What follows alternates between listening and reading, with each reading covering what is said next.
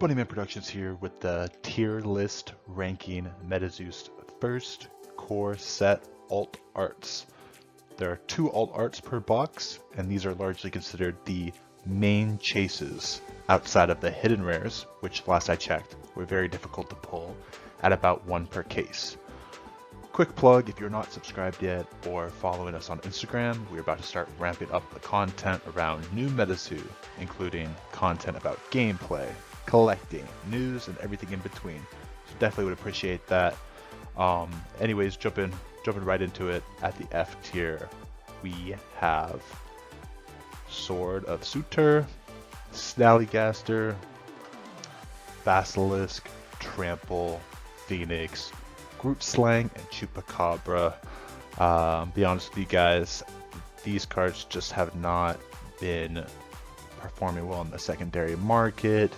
They're not very good for gameplay outside of maybe Trample and maybe Sword of Sutur, maybe Phoenix, Chupacabra, but overall I think this is a well-deserved F tier here.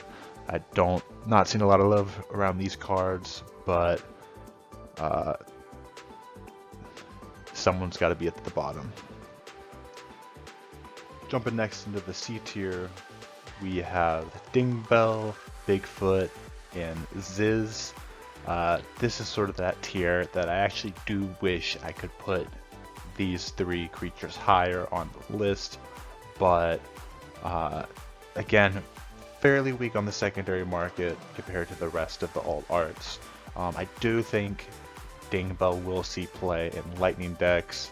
I do think Bigfoot will actually see a good amount of play because I think Earth is one of the strong aura types. So, and I think Sizz is a good card as well. But again, wish I could put these higher. But I think C is about where these would land. If you pulled one of these cards and one of the F tier cards in a box, I generally consider that not a very good box. I don't think many people would be very happy with that, all things considered, right? Especially if you're paying MSRP at 120 for a box. This is sort of where these 3 would land, in my opinion.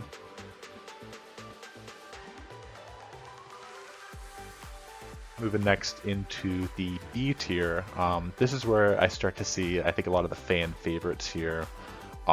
That for one reason or another did not land higher up on the list, but definitely are all like beautiful arts, well done, strong gameplay. Like at this tier, B tier, I think there's a reason to love each one of these cards, and there's a lot of people out there whose favorite art would probably be amongst this B tier.